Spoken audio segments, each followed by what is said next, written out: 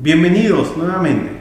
Soy Alejandro Arrieta, el instructor del curso de análisis costo-beneficio en reducción de riesgos de desastre, un curso organizado por la Universidad Internacional de la Florida bajo el auspicio de la Agencia Americana para el Desarrollo Internacional, USAID. Hoy empezamos el tercer y último módulo del curso. Es probablemente el más importante porque este es el módulo donde combinamos la herramienta de análisis costo-beneficio para el caso específico de programas de reducción de riesgos de desastre. Así que en este módulo vamos a aprender conceptos básicos sobre riesgos de desastres y cómo cuantificarlos y modelarlos. Vamos a aprender luego cómo integrar la herramienta de análisis costo-beneficio con los modelos de riesgos de desastres. Y finalmente, como les dije al inicio, lo más importante, vamos a aprender a comunicar los resultados del análisis costo-beneficio para que esto finalmente tenga un impacto real, ¿no? Para que esto no se quede archivado en el escritorio, sino para que esto se aplique en los países, en los lugares donde ustedes trabajan y puedan convencer a las autoridades, a los tomadores de decisiones, cuáles son las mejores alternativas que producen mayores beneficios a los menores costos de inversión. Así que en esta unidad, que es la unidad número 6 de este tercer módulo, vamos a aprender estos conceptos básicos, conceptos de probabilidad, de riesgo, los modelos de riesgos de desastres, de amenazas, de vulnerabilidad, etc. Es un curso bastante completo, bastante largo porque cubre diferentes conceptos. Así que es importante que a lo largo del módulo, cuando más adelante se olvidaron de un concepto, regresen a esta unidad 6, y revisen algunos de los conceptos. Recuerden que también tienen una guía de estudios a la que pueden siempre consultar. Así que, sin mayor preámbulo, empecemos la clase de hoy día.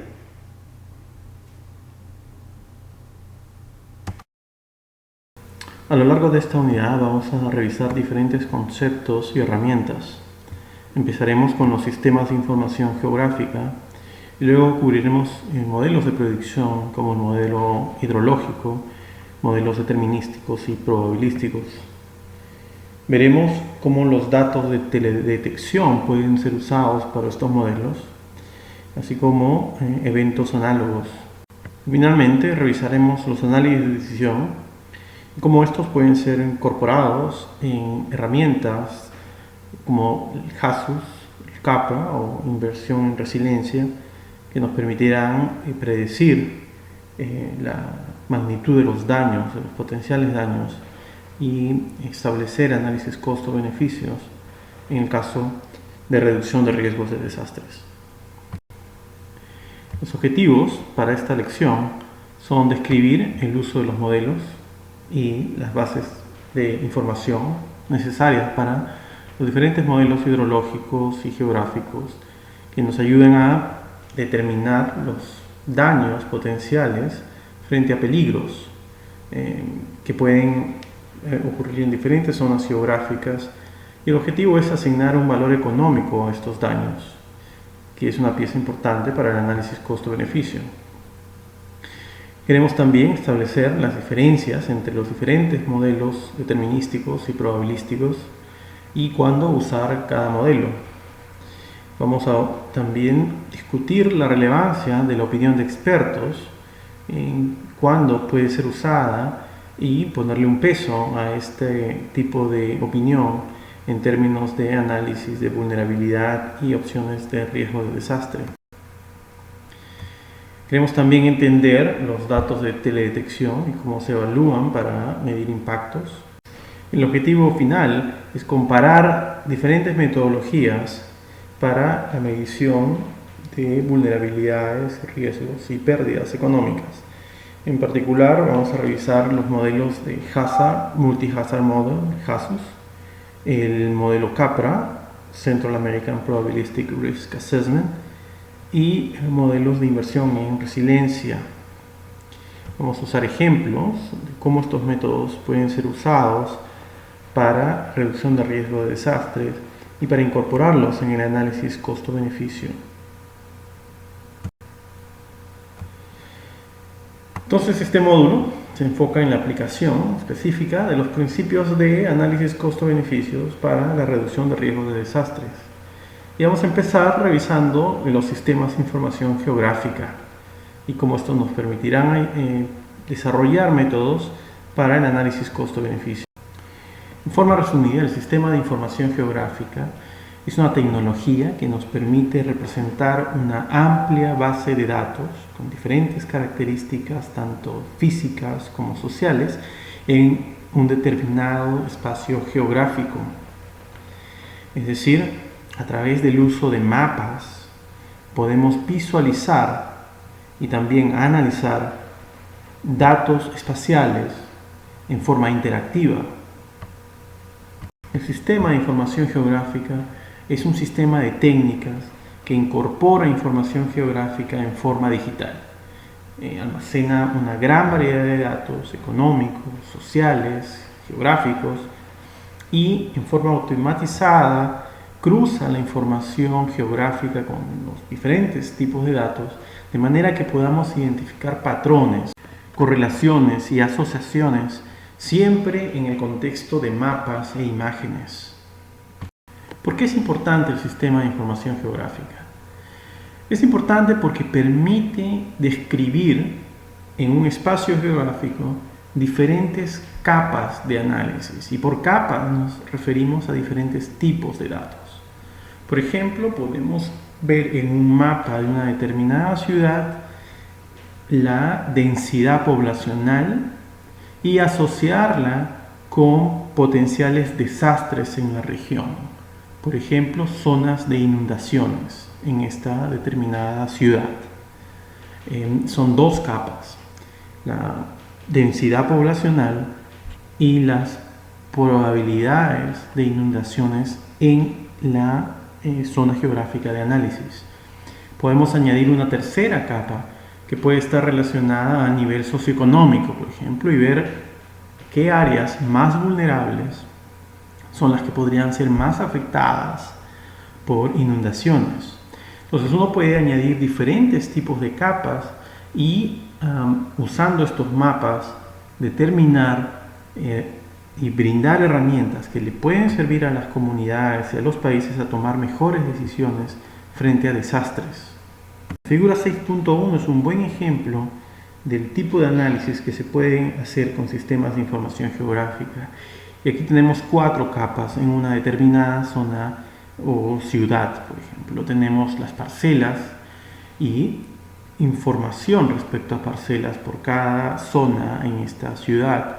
Tenemos distritos geopolíticos, calles y el uso de la tierra. Y aquí entonces combinamos tanto características geográficas como características socioeconómicas que viene dado por el tipo de uso de tierra.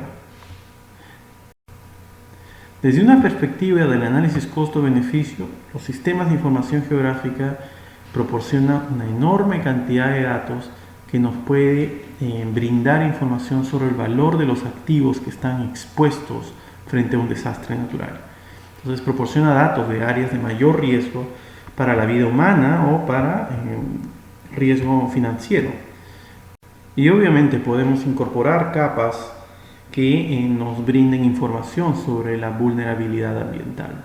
El gráfico 3 muestra la capacidad que tienen los sistemas de información geográfica para representar el mundo real y utilizar la información no solo geográfica, sino de otras dimensiones, de manera que podamos modelar asociaciones, correlaciones en un determinado punto de tiempo o establecer evoluciones a lo largo del tiempo en una determinada zona geográfica.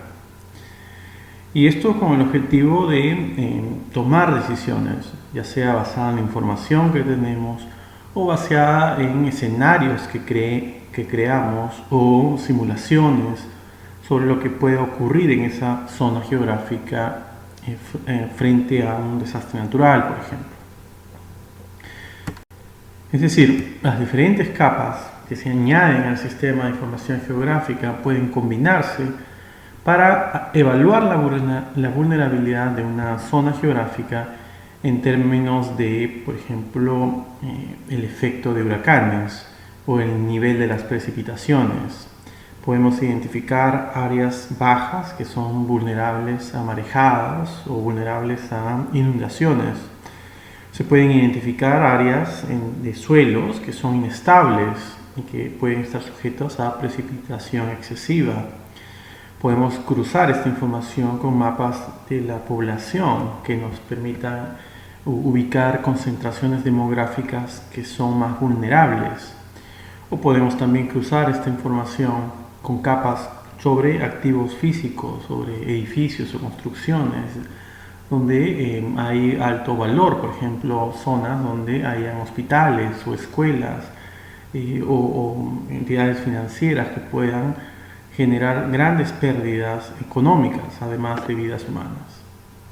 Es decir, podemos incluir capas que representen la infraestructura de viviendas o la calidad de las casas y calcular los riesgos de inundaciones para diferentes niveles de marejadas en estas viviendas. Podemos establecer capas también que permitan identificar qué casas son las más vulnerables a daños de un huracán frente a un nivel de daño previsto. Entonces, desde una perspectiva del análisis costo-beneficio, el sistema de información geográfica brinda información relevante para medir los costos potenciales de impactos de determinados peligros, los costos de un huracán, los costos de una marejada, por ejemplo. Sin embargo, no nos permite medir las inversiones de prevención. El sistema de información geográfica no brinda información respecto a medidas que podamos usar para reducir los costos de los impactos del peligro. Por otro lado, la información no es probabilística, en principio.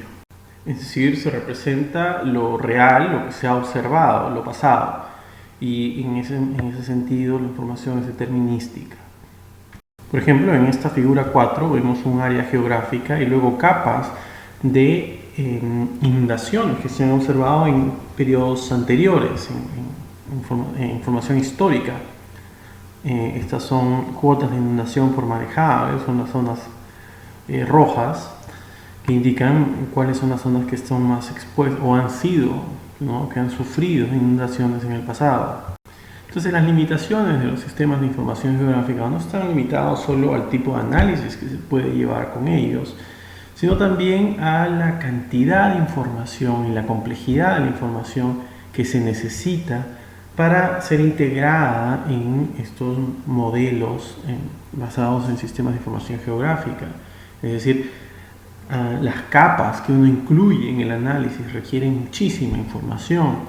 También requiere un nivel de educación adecuado para poder integrar estos materiales y por lo tanto necesitamos personal técnico capacitado en sistemas de información geográfica que, si bien es creciente, aún es limitado para el tipo de demanda que existe.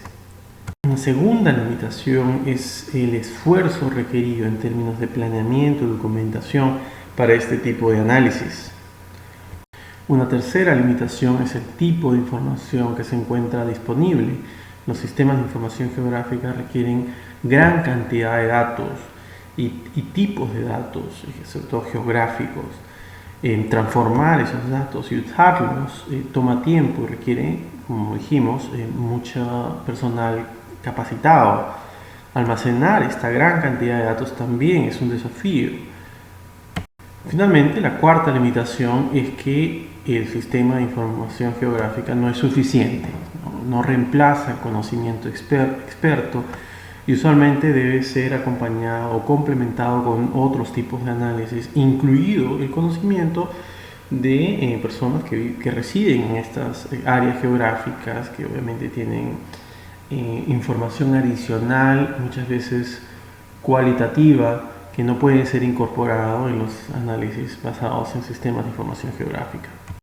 Todas estas limitaciones son importantes de tener en cuenta para mantener expectativas razonables con lo que se puede analizar en nuestros modelos de sistemas de información geográfica.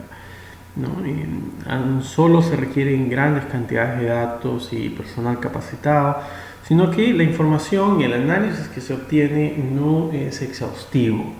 Por lo tanto, es importante mantener unas expectativas razonables y acotadas por las limitaciones que hemos discutido anteriormente.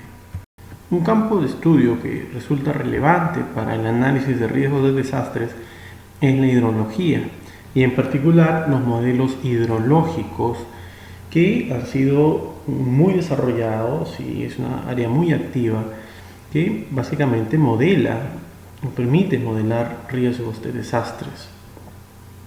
La hidrología es una área de estudio que se concentra en los procesos del agua, físicos y químicos, a lo largo de las vías que existen en la Tierra, y estudia obviamente los ciclos del agua, hielo, líquido y vapor, y cómo estos ciclos son influenciados por procesos físicos y biológicos.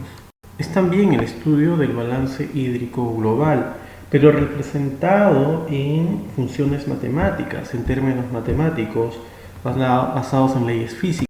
Entonces los modelos hidrológicos son representaciones matemáticas de los aspectos del ciclo hidrológico. Algunos modelos se centran en el potencial de un río, por ejemplo, para producir una inundación, basados en una determinada descripción. Otros modelos intentan capturar datos como las características del suelo y la cobertura vegetal, de manera que se observa cuál es la influencia de estos sobre el ciclo hidrológico. Algunos de estos modelos son probabilísticos, en la medida que incluyen incertidumbre y la probabilidad de diferentes eventos que pueden afectar los resultados. Otros solo se concentran en un resultado y en esa medida son determinísticos. Un ejemplo de la modelación hidrológica es el modelo de inundaciones creado por el United States Army Corps of Engineers. Es un modelo que predice el riesgo de desastre para una cota de inundación e integra el sistema de información geográfica para calcular la inundación de los ríos a las planicies. Esta es una visualización de áreas de inundación. Ahí pueden observar un río y en diferentes colores las áreas que son más probables de inundación. Cada color refleja una probabilidad de inundación. Otro ejemplo de modelación hidrológica son los modelos de deslizamiento de tierras, que son un poco más complejos que los de inundaciones. Los deslizamientos, como sabemos, son un peligro muy común en zonas montañosas y obviamente generan un gran número de víctimas y muchas pérdidas económicas. Y estos son usualmente causados por actividad sísmica y meteorológica. Sobre todo los deslizamientos de tierra son desencadenados por lluvias como la causa más común. Los tipos de deslizamiento de tierra son una función no solo de las lluvias o del contenido del agua, de la humedad, sino también de las características verticales en la tierra, es decir, del tipo de suelo que finalmente representan la velocidad de deslizamiento. Entonces hay dos dimensiones aquí. Por un lado la parte hidrológica y por otro la parte de suelos. Esto hace que los modelos hidrológicos que evalúan el riesgo de deslizamiento sean en realidad más complejos que los modelos de inundación, porque añaden una segunda dimensión, ¿no?, que es la parte de la tierra vertical, digamos. Esta complejidad hace que los modelos de sistemas de información geográfica sean mucho más enriquecedores para este tipo de modelos. La figura que vamos a ver a continuación muestra estas dos dimensiones en el análisis en lo que se llama en la modelación hidrológica modelos de flujos, ¿no? Aquí podemos ver dos tipos de flujos. El primero, el modelo hidrológico, en donde hay diferentes escenarios y posibilidades respecto a lluvias y ríos, etc. Y por otro lado, el modelo de estabilidad de pendientes, ¿no? Es en la parte, digamos, vertical de la tierra, de suelos. Estos dos modelos, también basados en diferentes escenarios y posibilidades, son combinados cuando se modelan los desplazamientos de tierra.